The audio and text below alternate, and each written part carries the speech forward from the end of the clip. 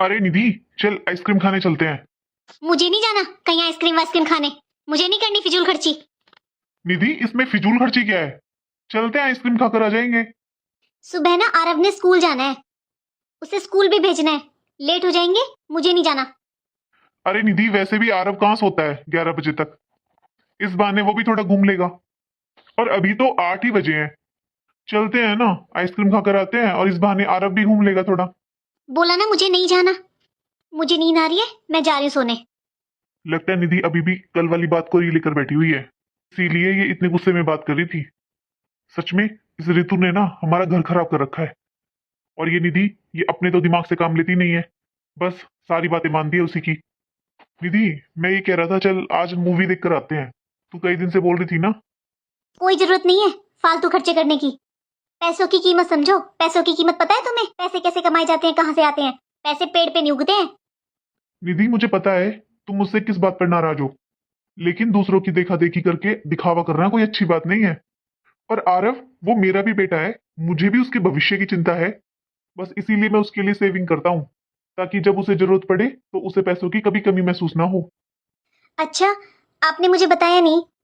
इसमें बताना क्या है? आरव मेरा बेटा है, मुझे उसके भविष्य की चिंता है, इसलिए मुझसे जो बन पड़ेगा मैं उसके लिए करूंगा। तो सुनिए जी, आप ना एक काम कीजिए, आप ना मेरी सारी गोल्ड वाली ज्वेलरी ले लीजिए। और मेरी सारी ज्वेलरी को बेचकर आप आरव का ना शहर के सबसे महंगे और सबसे बड़े वाले स्कूल में एडमिशन करा दीजिए। देखिए जी, मैं बस इतना चाहती हूँ कि हमारा आरव शहर के सबसे टॉप स्कूल में पढ़े। निधि, तुम अभी भी उसी बात पर अड़ी हुई हो। मैं मानता हूं जिस स्कूल की तुम बात कर रही हो वो शहर का सबसे महंगा स्कूल है, सबसे बड़ा स्कूल है, लेकिन इसका मतलब ये तो नहीं है कि वो अच्छा ही होगा। निधि, महंगे और अच्छे में फर्क होता है, इस चीज को समझो तुम। अच्छा चलो, मान लो मैंने कहीं से भी पैसे का अरेंजमेंट करके उसमें आरव का एडमिशन करा दिया उस स्कूल में, लेकिन एडमिशन के बाद हर महीने के और भी तो खर्चे होते हैं, उन्हें भी तो पूरा करना पड़ेगा ना। और निधि, ये कोई 1 साल की, 2 साल की या 6 महीने की बात नहीं है, ये पूरे 12-13 साल की बात है। कहां से हम इतनी भारी भरकम फीस का अरेंजमेंट करेंगे? आरव मेरा भी बेटा है, मैं भी उसकी भविष्य की चिंता करता हूँ, लेकिन जितनी चादर है उतनी तो पैर पसारने चाहिए ना निधि। हम उसकी फीस अफोर्ड नहीं कर सकते उस स्कूल में। और निधि, बड़े स्कूलों के ना और भी बहुत खर्चे होते हैं, एक्टिविटी के खर्चे, ट्रांसपोर्ट के खर्चे, तो फिर हम उन्हें कहां से भरेंगे? निधि, हम आरव के लिए ऐसा स्कूल चुनेंगे जहां पर पढ़ाई की वैल्यू हो। मेरा मानना यह है कि हमें स्कूल की ऊंची ऊंची बिल्डिंगें और स्कूल में कैसा खाना मिलता है, स्कूल से खाना प्रोवाइड होता है, हमें ये सब चीज देखकर अपना बच्चे का एडमिशन नहीं कराना चाहिए। और निधि, ये भी तो देखो, हमारा बच्चा अभी बस 4 साल का है। और निधि, मैं सच में तुमसे वादा करता हूं, जब हमारा बेटा बड़ा होगा मैं उसकी पढ़ाई में कोई भी कमी नहीं आने दूंगा। मैं उसे अच्छी से अच्छी पढ़ाई दूंगा, उसे जिस चीज की जरूरत होगी वो आगे से आगे पूरी करूंगा। लेकिन निधि, मैं इतने बड़े स्कूल में उसका एडमिशन नहीं कराऊंगा। और बड़े से मतलब नहीं है यार, वो महंगा बहुत है, उसमें फालतू के खर्चे ज्यादा है। उसमें खाना स्कूल से प्रोवाइड कराते हैं, उसका खर्चा ज्यादा है।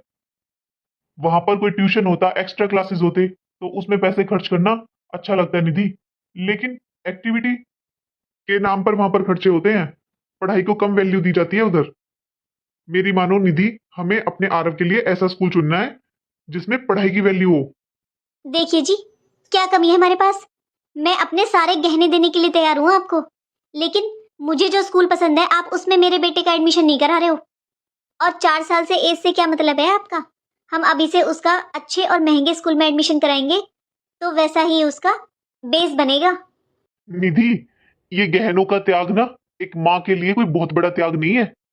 जो तुम सोच रही हो ना कि तुम अपने गहने दे रही हो तो बहुत बड़ा त्याग कर रही हो, ये कोई त्याग नहीं है।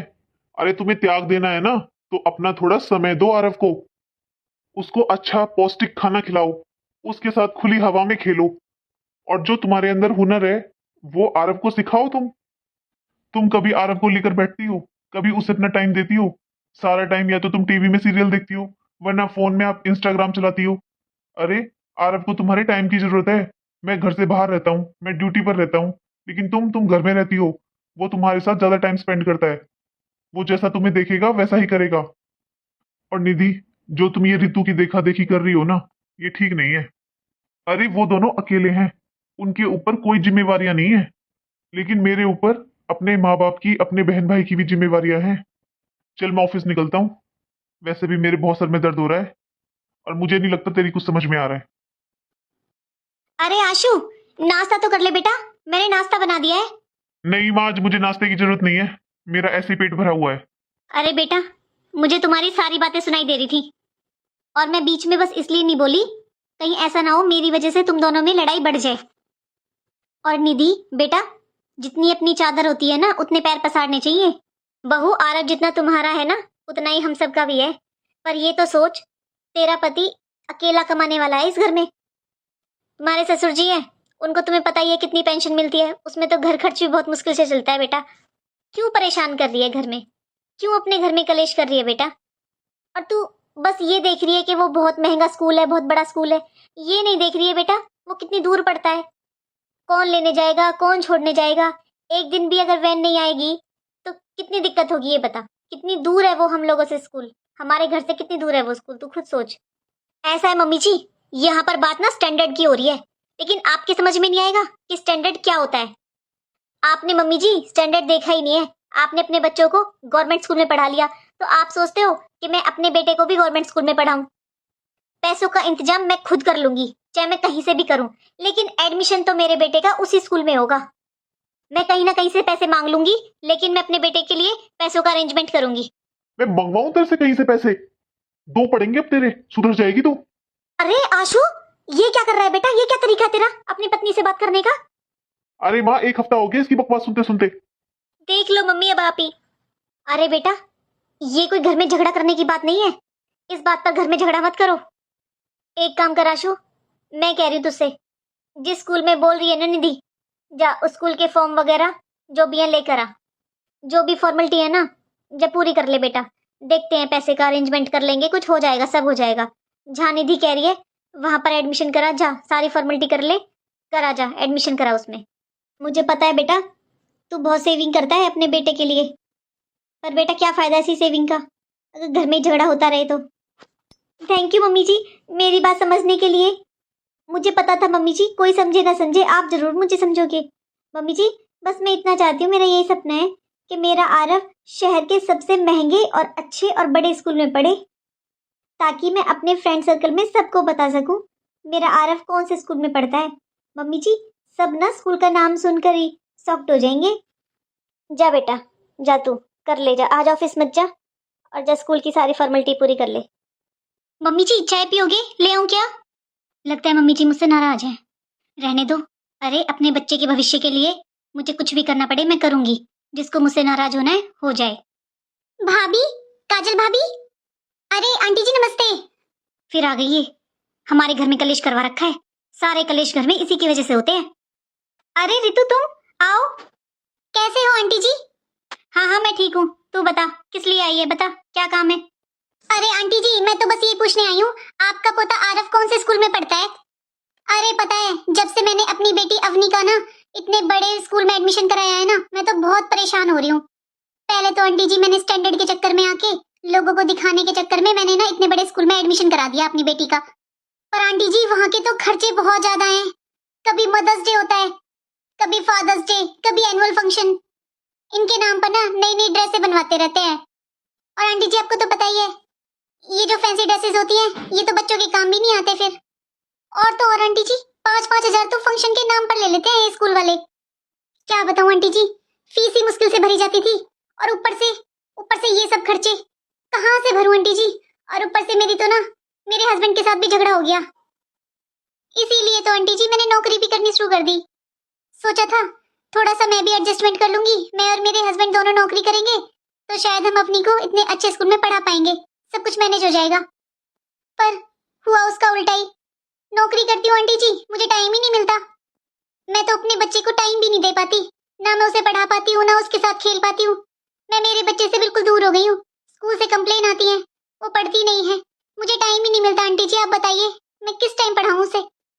स्कूल के इतने खर्चे, इतनी फीस है, अगर ट्यूशन भी लगाऊंगी तो हमारे तो खाने के बिल आले पड़ जाएंगे। बस अब मैं क्या बताऊं आंटी जी, बीमार भी रहने लगी है मेरी बच्ची, मेरे पास टाइम ही नहीं है, मैं क्या करूं आंटी जी? बस अब मैंने सोचा है बहुत हो गया, मुझे नहीं पढ़ाना अब उसको स्कूल में, मैं नहीं पढ़ा सकती। अरे वो कोई स्कूल है आंटी जी, पढ़ाई पर इतना ध्यान नहीं देते हैं, और फालतू के खर्चे, अरे फंक्शन के नाम पर 5-5 हजार रुपए ले लेते हैं। डेली तो इनको फैंसी ड्रेसेस चाहिए, हर महीने इनकी नई ड्रेस बनवाओ, फिर वो किसी काम की नहीं रहती है। बस अब आप मुझे बताइए आंटी जी, आरव कौन से स्कूल में पढ़ता है? मैं उसी स्कूल में एडमिशन कराऊंगी अपनी बेटी का। मैं तो बस थक चुकी हूँ आंटी जी। अब पता है आंटी जी, आज तो हद ही हो गई। मेरी बेटी ने बोला मुझे सिंगापुर घूमने जाना है। अब आंटी जी आपको तो पता ही है, इतना बड़ा स्कूल है, उसमें बड़े बड़े घरों के बच्चे आते हैं, और वो लोग सब विदेशों में घूमने जाते हैं। आंटी जी अब हम जैसे लोग उन लोगों की रीस कहाँ कर सकते हैं? हम लोगों ने तो खुद नहीं विदेश नहीं घूमा, तो बच्चों को कहाँ से विदेश भेज देंगे? आंटी जी मुझे तो सच में समझ आ गया, जितनी चादर होती है ना आंटी जी, उतने ही पैर पसारने चाहिए। अब आप प्लीज आंटी जी मुझे बताओ, आरव कौन से स्कूल में पढ़ता है? अवनी का एडमिशन भी मैं वहीं पर करा दूंगी। अरे बेटा रितु, एक काम कर, तू सुबह 8 बजे आ जाना, मैं चलूंगी तेरे साथ आरव के स्कूल में। मैं चलूंगी तेरे साथ अवनी का एडमिशन कराने। तुझे पता है बेटा, आरव के स्कूल में ना पढ़ाई को बहुत महत्व दिया जाता है। वहां पर ना ऐसे फालतू के खर्चे नहीं है, तू टेंशन मत ले। और बेटा अच्छा हुआ तेरी समझ में आ गया बेटा, जितनी चादर होती है उतने ही पैर पसारने चाहिए, ये दिखावे के चक्कर में नहीं पड़ना चाहिए बेटा। ठीक है आंटी जी, मैं कल आती हूँ सुबह आपके पास। ठीक है बेटा। तुझे क्या हुआ काजल बहू, तू क्यों मुंह लटका कर खड़ी हो गई? अब नहीं बोलेगी कुछ? मुझे माफ कर दीजिए मम्मी जी, मैं ना इनको भी फोन कर देती हूँ। अभी आरव का वो एडमिशन के लिए फॉर्म लेने गए हैं ना, तो मैं उनको बता देती हूँ जहां पर हमारा आरव पढ़ रहा है वहीं पर। ठीक है, सॉरी मम्मी जी। हाँ बहू ठीक है।